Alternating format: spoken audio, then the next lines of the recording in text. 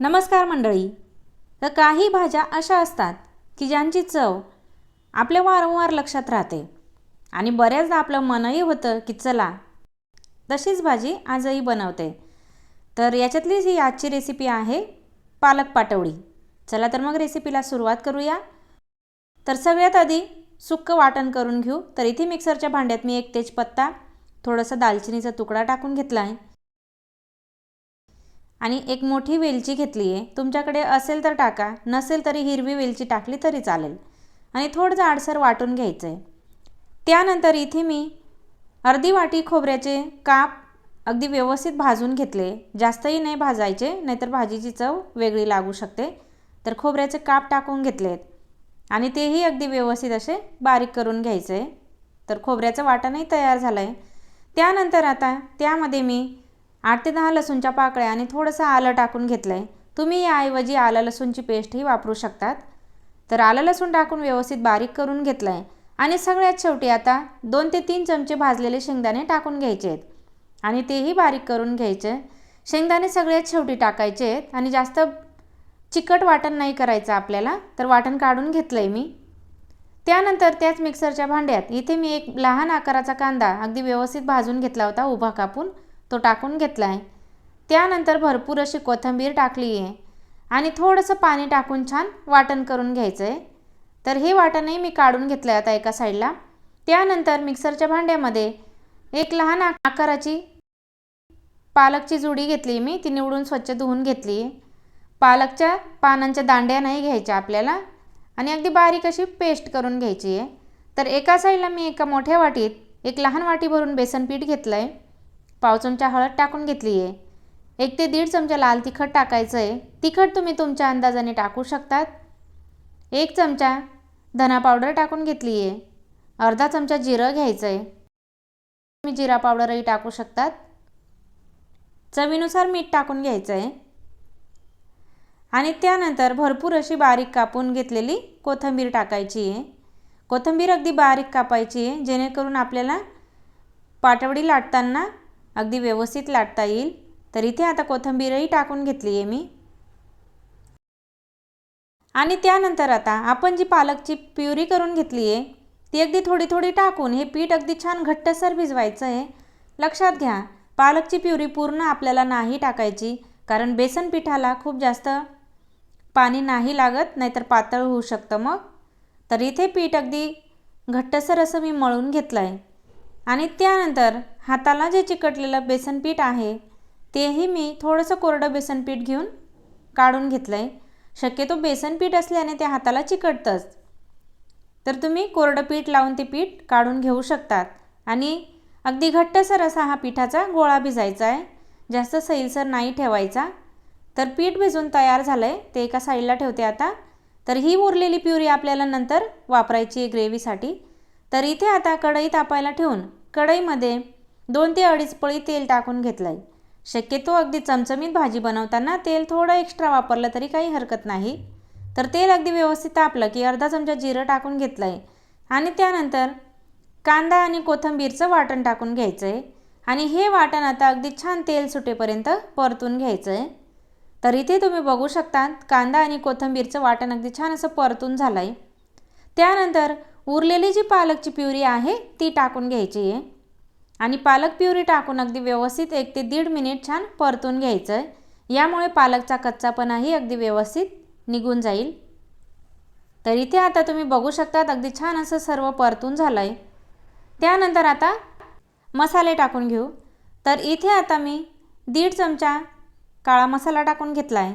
तुमच्याकडे जर चिकन मसाला असेल तर तुम्ही तो वापरू शकतात, पण सध्या माझ्याकडे नव्हता म्हणून मी काळा मसाला टाकला आहे.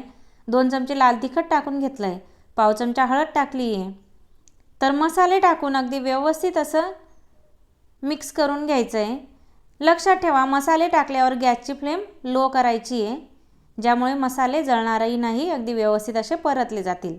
तर मसाले टाकून मी अगदी व्यवस्थित असं परतून घेतलं आहे आणि इथे आता सगळ्यात शेवटी सुक्कं वाटण टाकायचं आहे खोबरं शेंगदाण्याचं.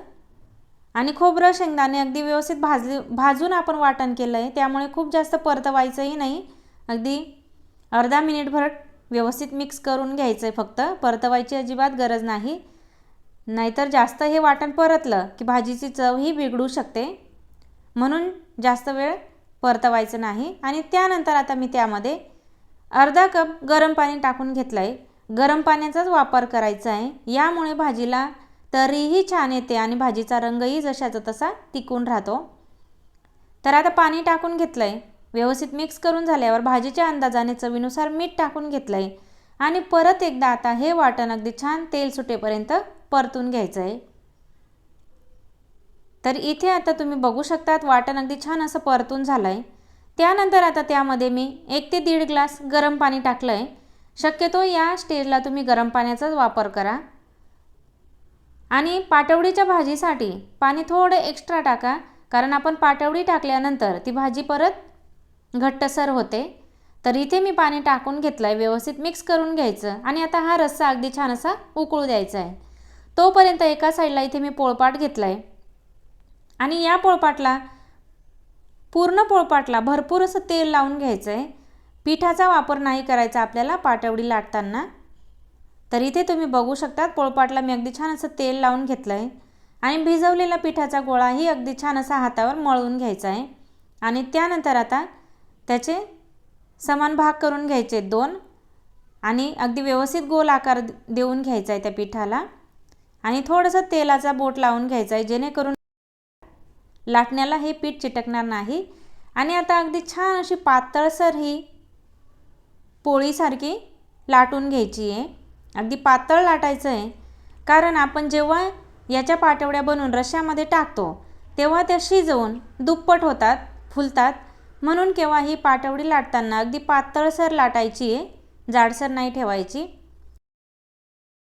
अगदी एकसारखं असं हे पीठ मी व्यवस्थित लाटून घेते आणि अगदी पातळसर असं लाटलेलं आहे आणि पोळपाटला तेल लावल्यामुळे अजिबात चिकटत नाही. त्यानंतर आता सुरीने अगदी व्यवस्थित अशा पाटवड्या कापून घ्यायच्या आहेत. तुम्हाला हव्या त्या आकारात तुम्ही या पाटवड्या कापू शकता, चौकोनी, त्रिकोणी किंवा आपण शंकरपाळे कापतो त्या पद्धतीने.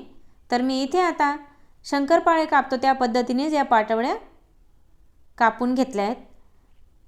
तर अगदी सहज निघतात पोळपाटला तेल लावलेलं असल्यामुळे. आणि पीठ जर घट्टसर असलं की पोळपाटला या पाटवड्या अजिबात चिकटत नाही. तर एका साईडला आता रस्सा अगदी छान असा उकळायला सुरुवात झाली आहे. एक गोष्ट लक्षात ठेवायची, हा रस्सा उकळत असल्यावरच आपल्याला त्यामध्ये पाटवड्या टाकायच्या आहेत. अगदी खळखळून उकळी येऊ द्यायची आणि मगच पाटवड्या त्यामध्ये सोडायच्या आहेत. तर इथे आता कापून घेतलेल्या सर्व पाटवड्या मी एक एक करून रश्श्यामध्ये टाकून घेते. गॅसची फ्लेम लो टू मिडियमच ठेवायची आहे ना. अगदी आगळीवेगळी अशी ही रेसिपी आणि खूप छान होते. ही भाजी जर तुम्ही एकदा खाल्ली तर तुम्हाला परत परत इच्छा होईल की तीच भाजी परत बनवून खावी, असं खूप छान लागते. तर इथे आता मी सर्व पाटवड्या टाकून घेते रश्श्यामध्ये आणि त्यानंतर आता राहिलेला जो पिठाचा गोळा आहे त्यालाही मी व्यवस्थित तेल लावून अगदी पातळसर अशी ही पाटवडी लाटून घेते आणि तेही आता रश्श्यामध्ये टाकून घेते. तर तुम्ही बघू शकता अगदी छान अशी भाजी तयार झाली आहे. 5 ते 7 मिनिट अगदी छान अशी शिजवून घ्यायची आहे. अगदी चमचमीत अशी ही भाजी तयार होते आणि तुम्ही तर्री बघू शकता अगदी जशीच्या तशी आहे. म्हणून केव्हाही कोणत्याही रस्सा भाजीला गरम पाणी टाकायचं आहे, यामुळे भाजीचा रंग अगदी छान असा येतो. तर अशा प्रकारे अगदी चमचमीत झणझणीत अशी पालक पाटवडीची भाजी तयार झाली आहे. ही भाजी तुम्ही एकदा खाल्ली तुम्ही नॉनव्हेज खायचंही विसरून जाल. नॉनव्हेजपेक्षाही अगदी छान अशी या भाजीची चव लागते आणि ही भाजी भाकरीसोबत, चपातीसोबत, भातासोबत अगदी छान लागते. तुम्ही एकदा नक्की ट्राय करून बघा. चला तर मग आजची ही आगळीवेगळी अशी ही रेसिपी जर तुम्हाला आवडली असेल तुमच्या मित्रमैत्रिणींसोबत जरूर शेअर करा.